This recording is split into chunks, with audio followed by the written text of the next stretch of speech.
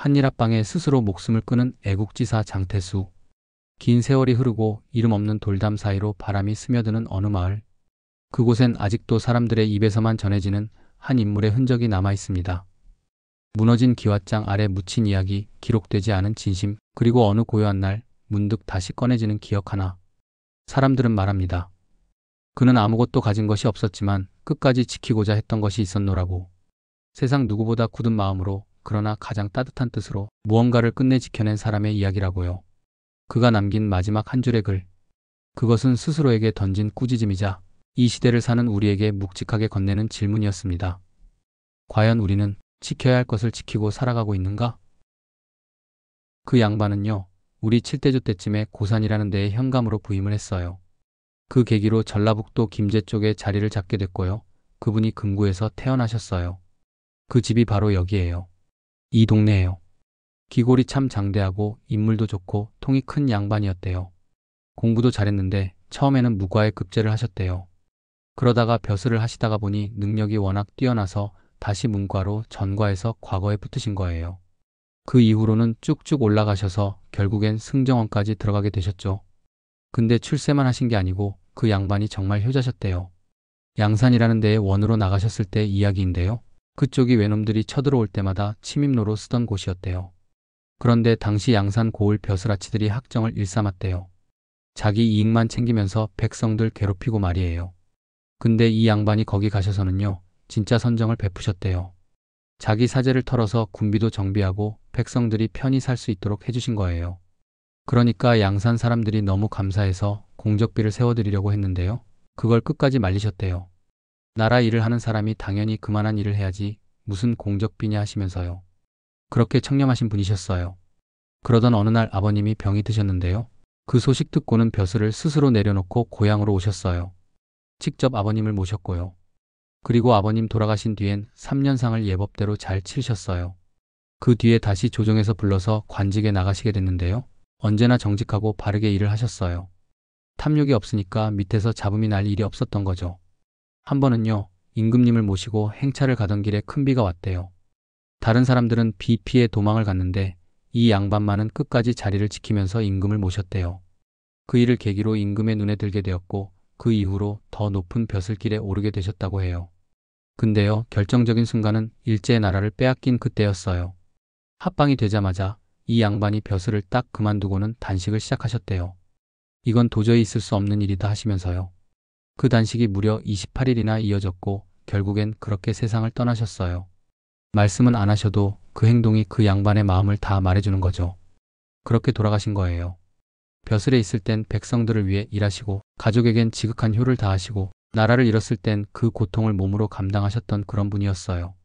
그래가지고요, 그 양반이 스스로 28일 동안 금식을 하셨어요.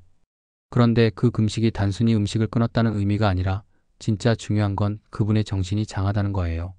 몸이 아니라 마음이요. 그렇게까지 하는데도 일본 놈들이 회유를 했어요.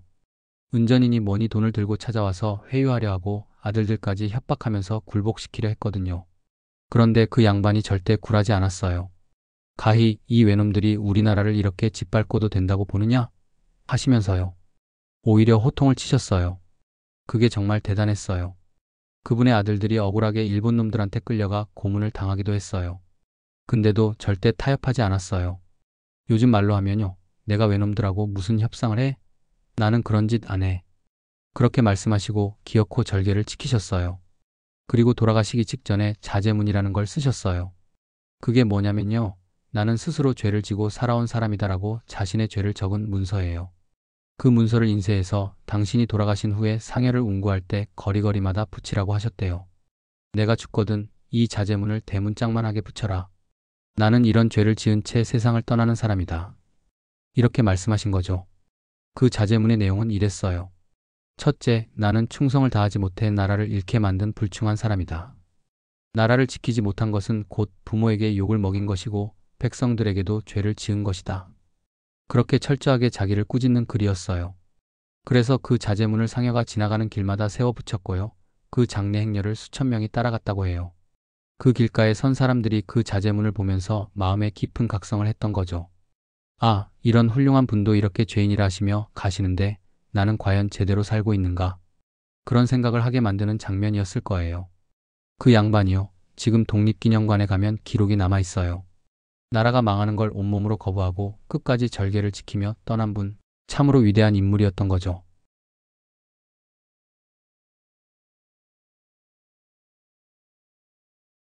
독립운동가라고 하지 않았습니다. 우린 그냥 풍수쟁이라 했지요. 겨울이면 마을 어귀에 낯선 이들이 나타났다. 허름한 도포 자락 사이로 바람이 스며들고 손에는 낡은 풍수책 한 권. 그들은 집집마다 머물며 밥을 얻어먹고 봄이 오면 홀연히 사라졌다. 사람들은 그들을 풍수쟁이라 불렀고 누구도 그들에 대해 깊이 묻지 않았다. 하지만 어느 날 아이는 우연히 그들이 나는 짧은 속삭임을 들었다. 좌청룡이 움직일 때가 되었소. 그 말이 정말 땅의 기운을 말한 것이었을까? 아니면 그 너머에 감춰진 무언가가 있었던 걸까? 무심히 넘겼던 풍수의 한 구절, 마을 어르신들이 내어준 그 밥 한 끼, 그리고 아무도 몰래 묻어둔 그 한 줌의 용기. 이제 그 조용했던 이야기의 문을 열어보려 한다. 그저 풍수라 믿었던 그들이 사실은 무엇이었을까? 어릴 적 겨울이 되면 말이죠. 우리 동네는 참 정겨웠어요. 그땐 다들 먹고 살만했는지 겨울 석 달 내내 풍수쟁이 한 분씩 집에 모셔놓고는 밥 해드리고 옷 해드렸거든요.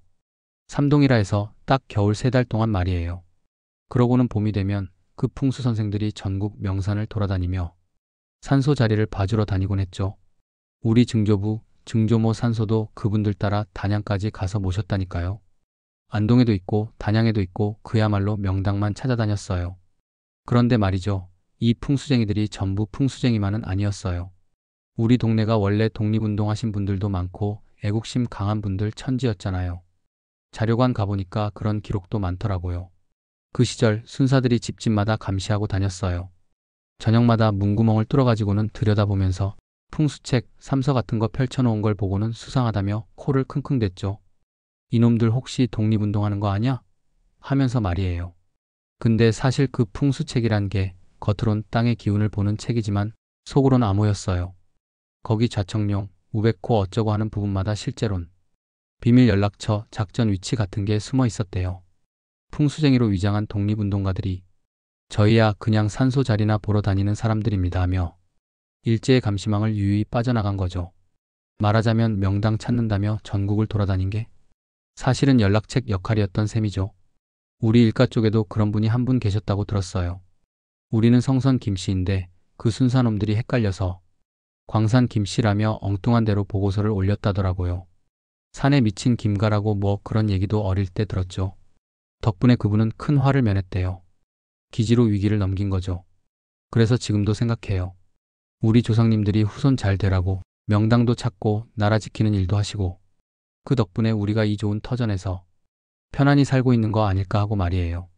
추석, 일제강점기 독립운동가들에게 있어 생존과 활동의 가장 기본적인 조건은 탄압을 피할 수 있는 철저한 위장이었다. 그 가운데 풍수사로 위장하는 방식은 실제로 매우 효과적인 전략으로 기능하였다. 풍수는 본디 산소의 명당을 찾거나 집터의 길흉을 가늠하는 일을 수행하는 민간의 직업으로 당시 농촌 사회에서 흔히 볼 수 있었다. 특히 겨울철이 되면 일부 가문에서는 풍수를 모셔 석 달가량 함께 지내며 식사와 의복을 제공하였고 봄이 되면 그들과 동행하여 전국을 돌며 산소 자리를 찾는 풍습이 널리 퍼져 있었다. 이러한 모습은 일제의 감시를 자연스럽게 벗어나 전국을 이동하는 데 있어 매우 유리한 배경이 되었던 것이다. 실제로 다수의 독립운동가들은 유학자나 풍수사로 위장한 채 항일 활동을 이어갔다. 겉으로는 단순히 맷자리나 털을 보기 위해 돌아다니는 것처럼 보였지만 실상은 연락망을 구축하거나 자금을 전달하고 회합 장소를 탐색하는 등 중대한 독립운동을 은밀히 수행하였다. 당대 일본 순사들은 풍수 관련 문서나 한문 서적의 내용을 제대로 해독하지 못했기에 이와 같은 위장 전략은 더욱 효과적이었다. 주민들이 스스로 독립운동가들을 감싸고 보호하기 위해 그들을 풍수로 꾸며낸 사례 또한 적지 않다. 한마을에서는 일제에 쫓기던 운동가가 피신하자 마을 사람들이 이 이는 우리 집 산소를 보러 온 풍수쟁이라고 둘러대며 숨겨준 이야기가 전해진다. 이들은 밥상 위에 절밥을 얹고 술을 따르며 진정한 손님인 양 대접하는 연기까지 해보이며 일제의 눈을 속였다. 절밥은 진심으로 손님처럼 공손히 대접하는 것이기에 쫓기는 운동가가 아니고 집안의 번창을 위해 애써주는 풍수쟁이라고 철저하게 위장하는 장치였던 것이다. 더 나아가 일부 풍수지리 서적에는 암호가 숨겨져 있었던 것으로 알려진다. 외형상으로는 풍수 형세를 논하는 문장처럼 보였으나 실제로는 봉기식이나 첩선 장소를 암시하는 비밀 메시지를 담고 있었다. 좌청룡이 힘차니 곧 큰일이 일어나리라와 같은 표현은 좌측 지역에서 곧 봉기가 있을 예정이라는 식으로 해석할 수 있는 암호 문장이었던 것이다. 이렇듯 풍수는 단지 땅의 기운을 읽는 기술을 넘어 독립운동의 불씨를 지키기 위한 지혜로운 위장술로 재탄생하였다. 그리고 그러한 인물들을 보호하고 지켜낸 마을 공동체의 의로움은 민족의 강한 연대 의식과 희생정신을 상징적으로 보여주는 대목이라 할 수 있다. 이러한 사실은 구술자료와 역사 기록을 통해 더욱 뚜렷하게 드러난다. 예컨대 광주 학생 독립운동의 지도자였던 장제성 선생은 일제의 감시를 피해 다양한 신분으로 위장하며 활동을 이어갔고 이는 그의 후손들의 증언을 통해 생생히 전해진다. 또한 독립운동가 박금동, 이효정, 오희옥 등은 독립기념관에 남긴 구술 기록을 통해 그들이 어떻게 감시를 피해 활동하였는지 그리고 지역 사회가 그들을 어떻게 숨기고 지켜냈는지를 증언하고 있다.